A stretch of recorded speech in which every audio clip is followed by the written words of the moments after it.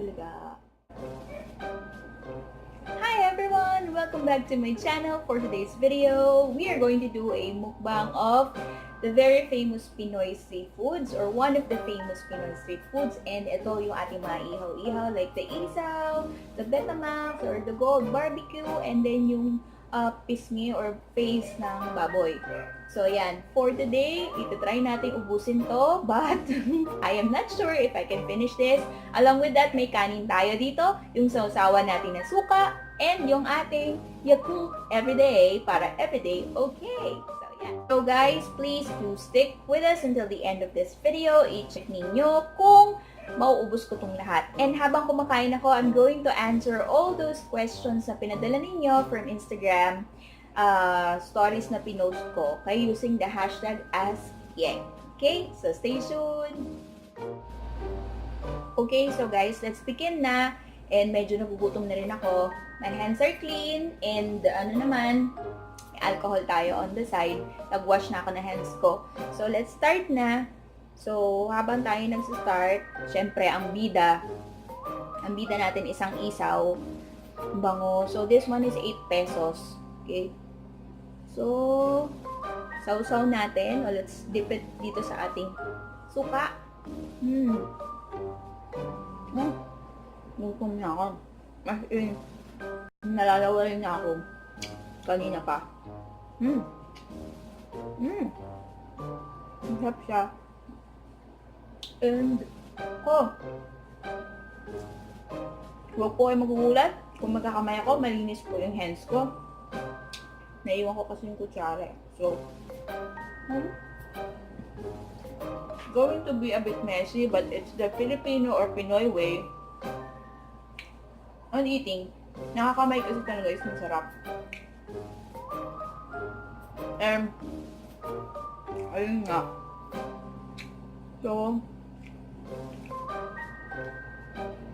mas pinapin mo yung pagkain kapag ka nakakamay ka. By the way, we have a total of 2, 4, 6, 8, 10 na isaw, tatlong Betamax. Pero unfortunately guys, kaya siya actually tinawag na Betamax sa pagkakaalam ko is dahil rectangular shape siya. Yung panahon na yun, uso talaga yung Betamax. Pero ngayon, hindi na siya rectangle, siya, triangle. Ano pa maganda na itawag dito? Yung barbecue ko, 6 to kanina. Unfortunately, kinain na nila. Tinaste test nila. Quality check nila. Gusto nila natira, pero okay lang. And then, I have here 3 na pisngi ng baboy or face ng baboy. Basta yung meat daw na galing sa face. So, yan. Down to my very first trip ng isaw. Ako. Nakalimutan ko mag-gawin ng kutsara.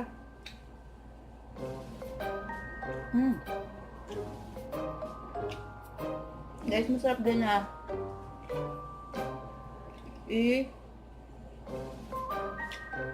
lalagyan or sasabawan ng mukha ng kanin. Wait lang. I'm now back with my kutsara. So, nagpakuha lang ako ng kutsara kasi gusto kong magsabaw ng suka. Tsaka kailangan matikman din natin yung lasa ng suka kung okay siya. On to my second isaw. So, yan. Pero iba guys, ang ginagawa, tinatanggal na lahat ng isaw. Tapos, ibababad na siya sa suka. So, ayan.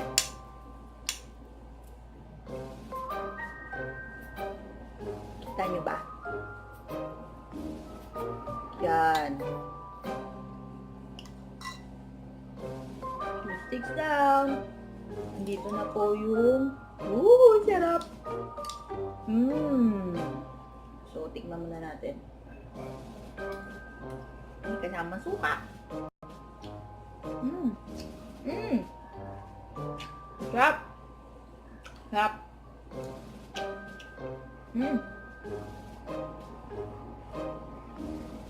Sarap guys. Masarap talaga pag binababad mo sa suka. Mas masarap.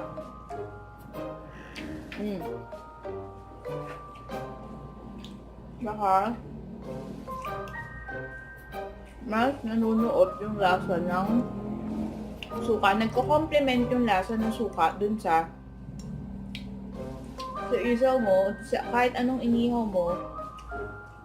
Lalo na pag masarap yung marinate at saka yung pinapahid dun sa isaw.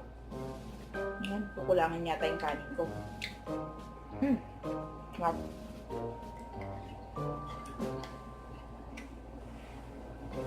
I know most of you viewers out there mahilig din sa inihaw. Pero not siguro isaw or anything. Pero ako, sarap na sarap talaga ako sa isaw. Hindi.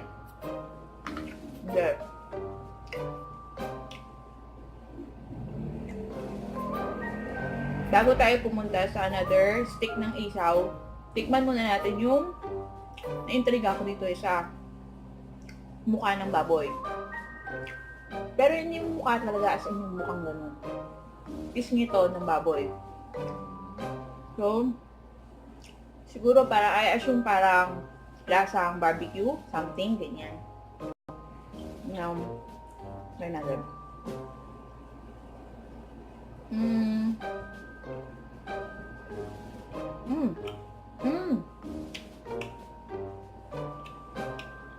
Parang barbecue din siya. Na laman. May konting iba yung kibla na meat niya. So, masarap siya. Masarap kasi yung marinate sa kanya. Manamis-namis. Ganun yung gusto ko na yung pagkababad sa kanya at saka yung pinapahid sa kanya, parehas lang kasi yun Yung pinagmarinatan, usually hinahalo yun dun sa pinapahid kapag ka nagba-barbecue. Kapag iniihaw na. So, tatanggalin muna natin ilalagay ulit natin sa dito.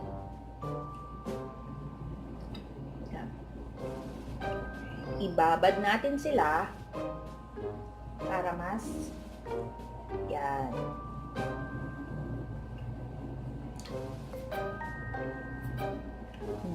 Swimming muna sila.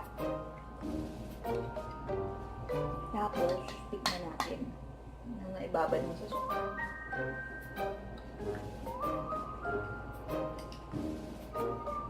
Okay.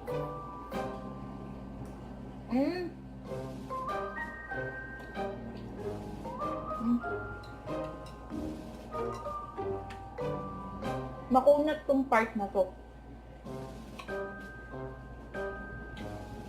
I recognize this texture na parang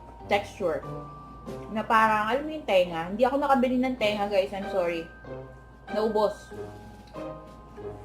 Parang gusto yung texture niya, yung makunat na parang feeling ko pwede pang sisig to. Yung iba yung sisig, yung sahog nun, yung ginagamit na meat doon is tenga din ng tenga ng baboy So parang ganun yung texture niya.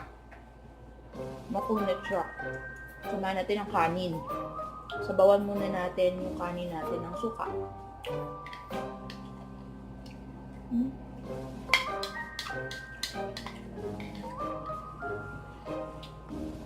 By the way, yung rice ko kanina is like isang serving or isang malaking cup. Hindi basta-basta isang cup, isang malaking cup. Masarap lang yung kanin namin, kaya napaparami yung kain.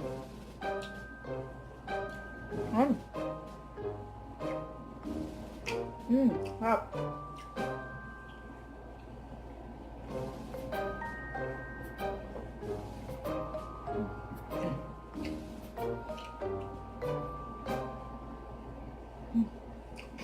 Muna tayo. Cheers, guys.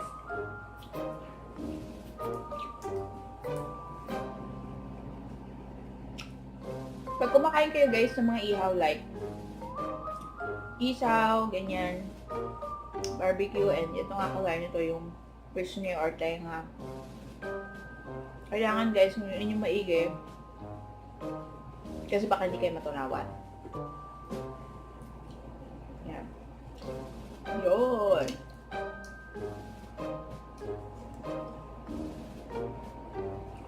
Cheers, guys. Cheers.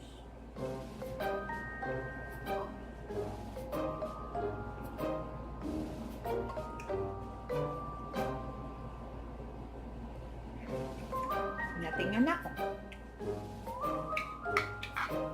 Ang jam.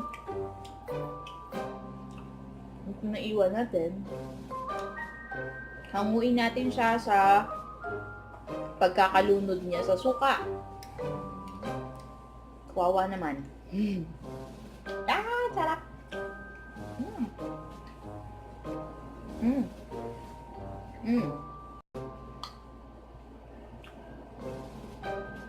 Ito naman is more on yung laman. Laman ng pisngi. Yung mukha. Hindi siya makunat eh. Yung kanina makunat.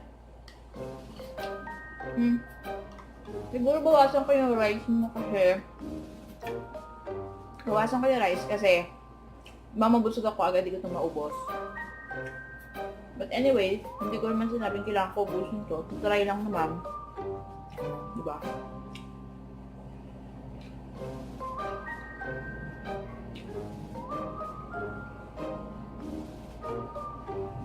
Okay. Up next is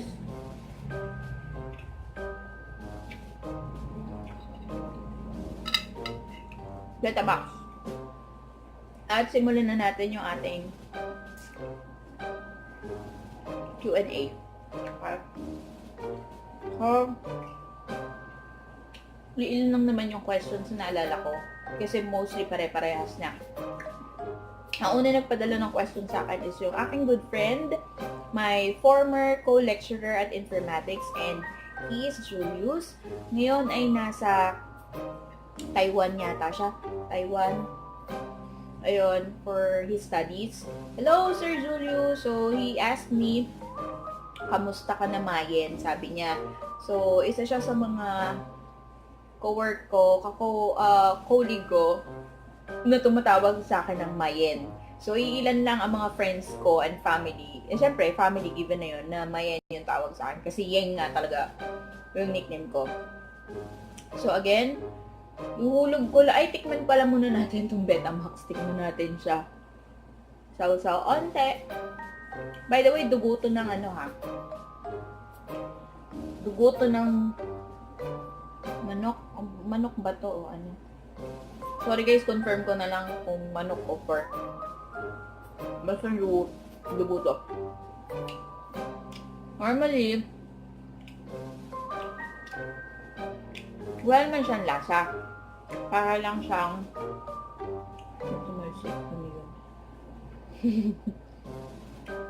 para lang siyang hotdog na walang lasa. Yung texture niya is parang ganun, parang hotdog.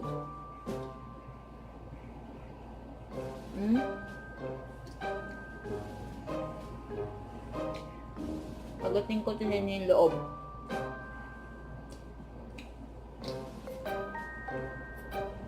Yeah.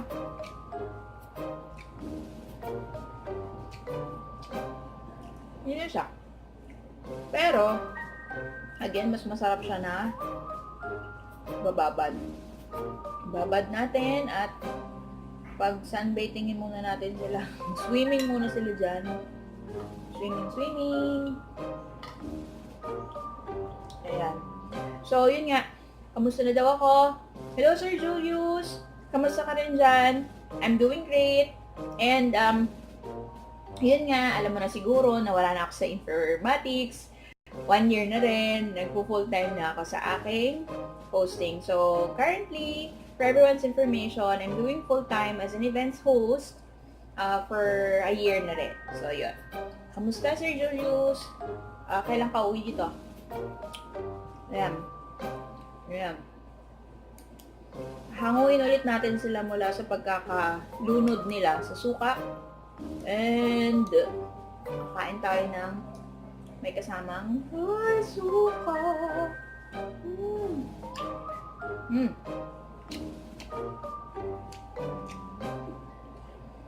Masarap talaga. I-pair sa suka. Ang mga isaw, ganyan. Masarap. Masarap. Okay.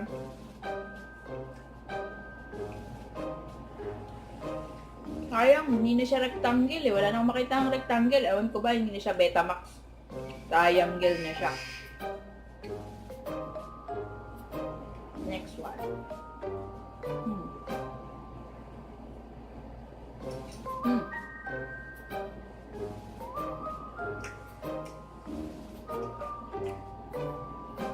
Bagay talaga may kanin.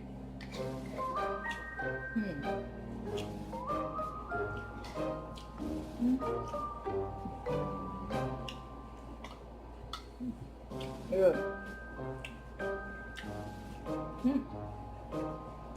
Sarap. Cheers ulit!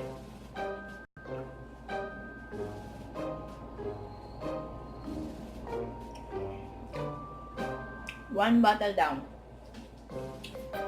4 more to go.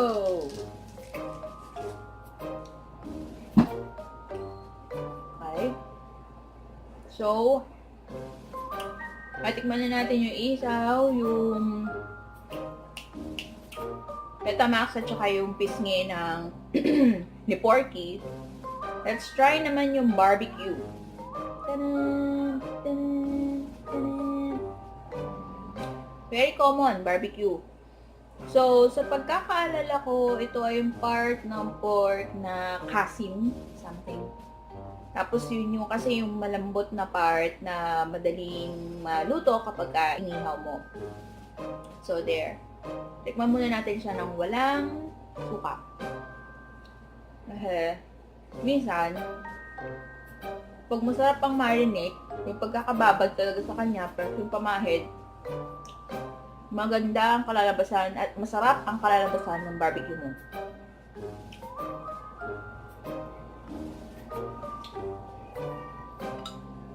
In fair, masarap.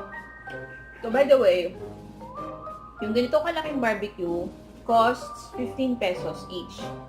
Kanina yung isaw is 8 pesos each, 15 pesos. 12 pesos po yung pisngi.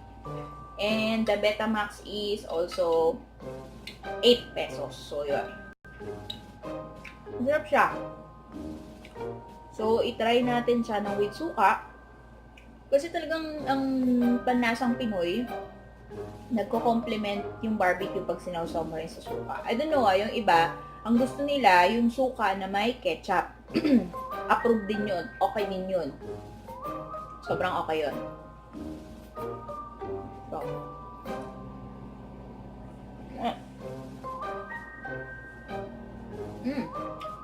super okay. Kasi pag sinawsaw mo siya sa suka, lalong lumalabas yung tamis niya. Sarap. Solid pork nga lang to. Hindi ako masyado ma-pork. Kaya isa lang barbecue niya. Kaya isang barbecue lang tinira ko para sa sarili ko. Ayan.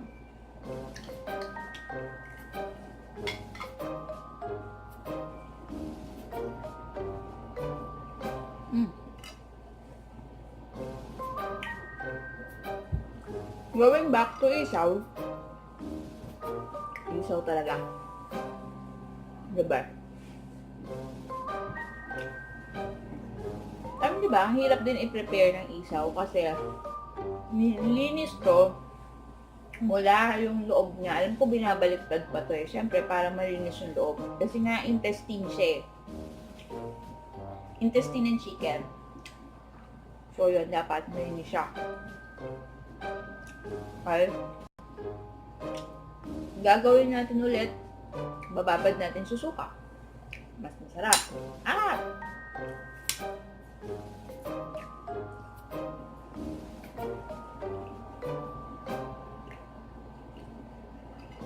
Dalawahin na natin yung ibababad natin sa suka.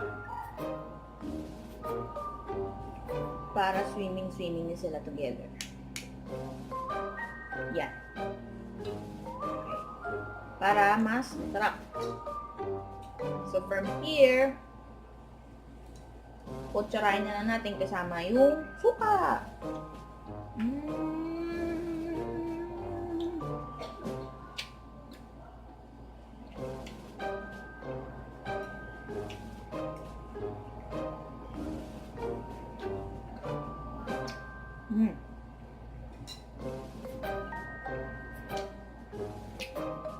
And another question nga pala, how do you maintain your skin? So, ano daw yung aking skincare routine? So, one of the skincare routines na meron ako is actually na-post ko na more than a year ago. It's just one of my skincare routine. So, yun nga yung paggamit ko ng mga IY Korea products. I'm going to leave a link in the description box below para makita ninyo kung nasaan, para mapanood ninyo yung skincare routine ko. So yun, pero it varies eh. Hindi lang yun kasi there are times na parang ang dry ng skin ko, ang dull, hindi siya glowy. So bukod dun sa mga ginagamit kong products sa skin ko, like soap, facial wash, soap, toner, and yung parang cream, night cream. So, nagpa-vitamins din tayo. It's very important to take vitamins like vitamin E, collagen, ganyan. And, very important, mawalan ka man ng vitamins and all, water. You have to drink lots and lots of water. And free yun eh. Inom ka lang ng water, and another free skincare na hindi mo bibili is sleep well. Like, minimum mo dapat 8 hours. Yun. Ako kasi talagang pinibilang ko minsan kung ilang oras ako natutulog. So, I have to maintain that because also as an events host, puhunan din natin yung itsura natin, yung putis natin and all that. So, apart from dun sa mga ginagamit kong sabon and all that,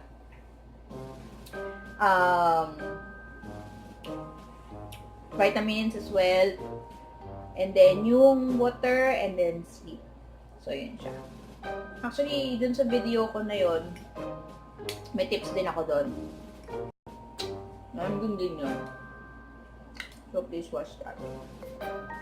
So, yun yung mga common questions.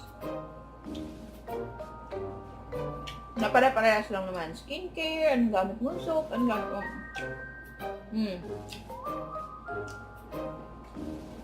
Ayan. Yung sa soap ko, may nagtatanong, anong soap? Anong soap ang gamit mo? Aray, makagat ko yung dila ko. May nakaalala sa akin.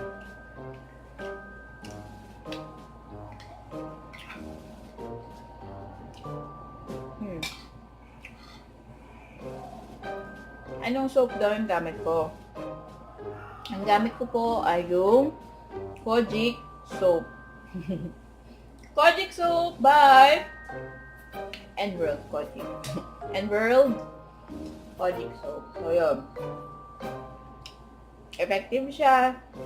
Nade-dry out niya yung pimples mo and prevents pimples and acne as well. So, yun. Super effective yun. And for those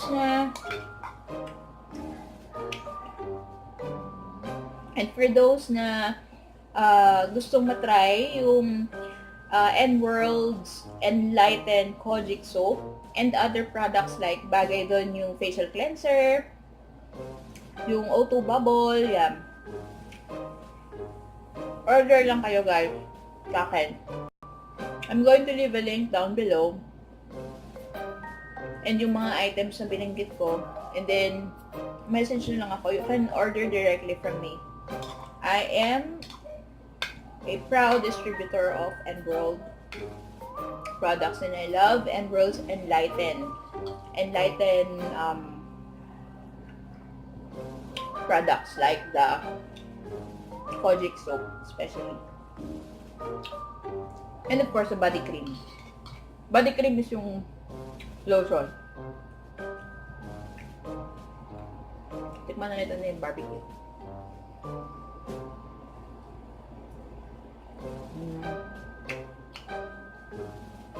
Yun. So, collectively, yun lang naman yung mga questions. Halos pare-parehas lang. So, parang sinamarize ko lang. Hinto, kamusta ako? Anong skincare routine ko? Anong nighttime routine ko? Pare-parehas lang yun. Anong gamit mo na product or soap for your skin? How do you keep your skin glowing? And, yun, ganon. More on puro skin, ganon. So, ayun siya. Mas madali kung maubos tong makain tong isang stick ng isaw kasi dito sa barbecue. It takes time to chew or ngumuya ng pork. Barbecue. Ayan.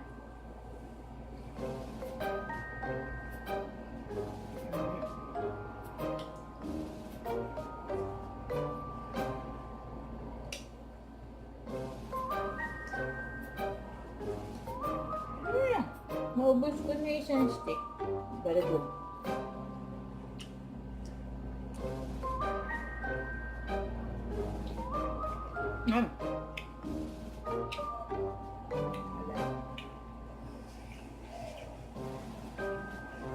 Tumapol yung suka.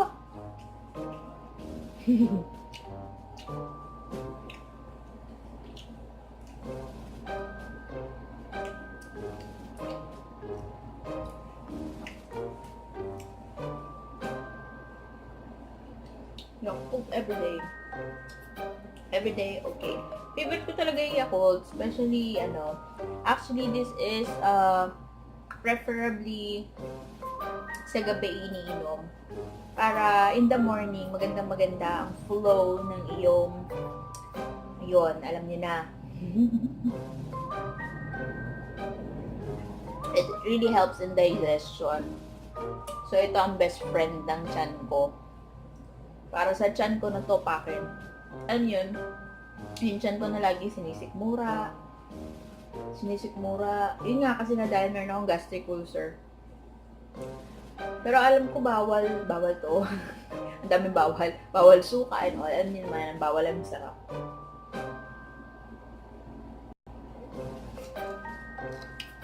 Down to my 2 bottles.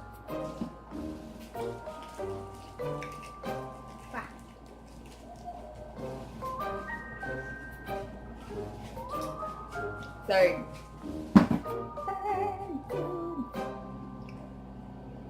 Ayan. So, another Betamax.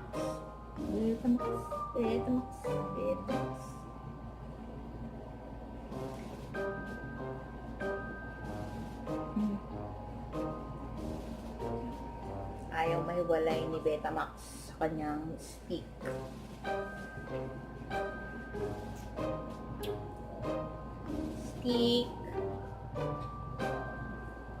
Stick, ako stick.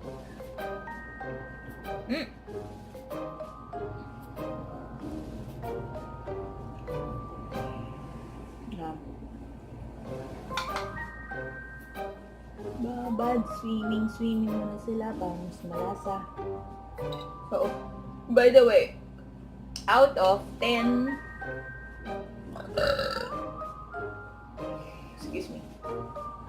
out of 10 isaws, meron pa akong 6 na natitira. So, ibig sabihin, 4 pa lang yung nakakain ko. And then, isang Betamax, kasi nakain ko na yung isa, nakababot pa yung isa. Barbecue, wala na, kasi isa lang naman yun. Yung pisngin, nandito, 2 pa. Isa pa lang yung nakakain ko.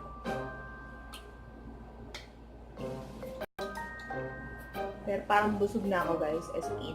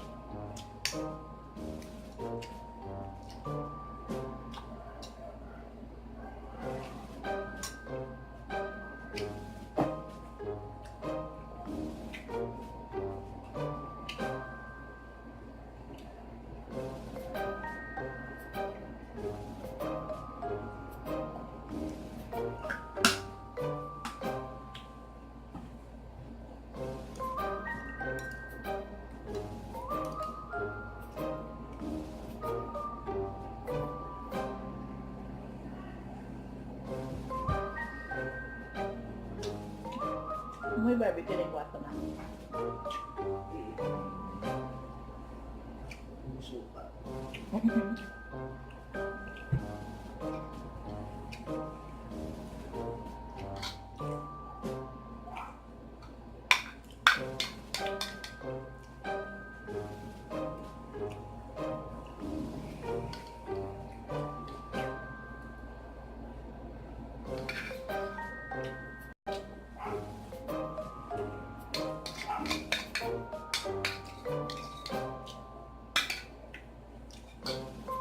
Naubos yung rice.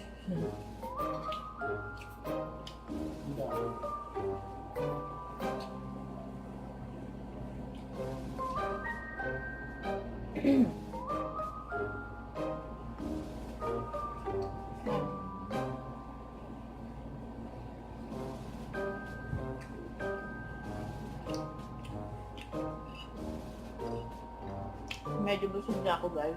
Parang feeling ko yung pin-prepare ko na mga ihaw-ihaw is good for like 2 to 3 persons.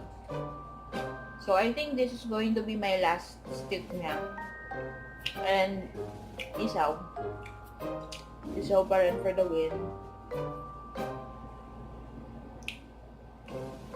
It's quite heavy na sa stomach. Busog na ako. As in talaga. Ayoko na rin pilitin. Though I know this is mukbang, pero I think it's not necessary naman na to finish everything on your plate. Kasi it's like, mukbang sa pagkakaintindi ko is eating show. Eating show lang. So, yun.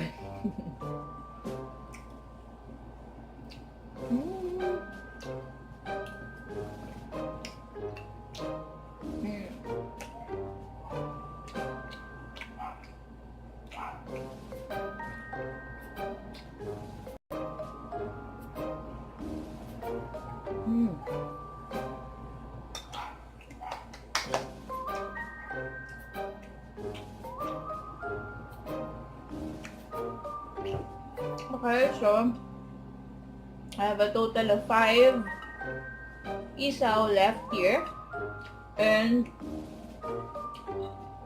2 pisngi and 1 Betamax.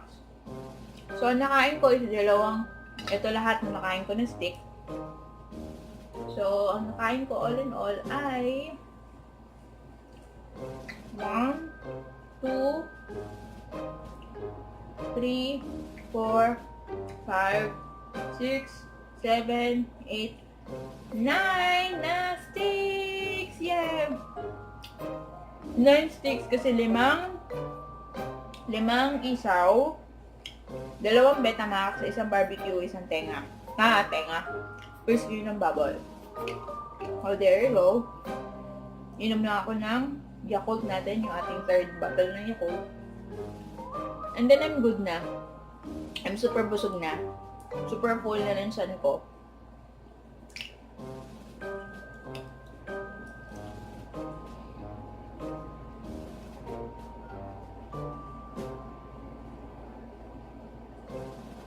Bakit nga kasi yung Yakult walang malaki? O kaya walang family size? O kaya walang litro pack? Hindi litro pack. Litro. 1 litro nito. Kasi parang yung isang ganito kalaki, isang lagukan mo lang. So, kulang. Ayan.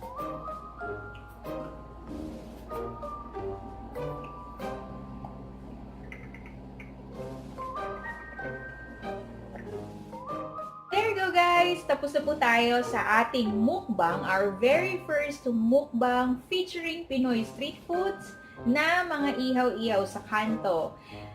Kumain tayo kanina ng isaw, ng Betamax, ng barbecue, and ng pisngi ng baboy. And so far, 10 sticks yung naubos natin. Tama ba? 10, 2, 4, 6, 8. Sorry, 9 sticks yung naubos natin all in all. And guys, I hope you enjoyed my mukbang video. And if you wanted to see another or more of my mukbang videos, please comment down. And let me know ano yung gusto ninyo kainin ko naman sa next mukbang show natin. So please don't forget to like this video and of course subscribe to our channel to be part of the familYheng. And hindi lang naman po mukbang videos ang meron tayo. I'm also posting my hosting videos. And apart from that, makeup tutorials and all. Everything under the sun, basta kaya kong gawin ng inyong lingkod, the events with Yheng, your events host, Yheng. Kaya nga tinawag tayong the versatile host Yheng. So marami tayong kayang gawin apart from hosting. Thank you so much everybody for watching until the end of this video. Bye and God bless. Mwah.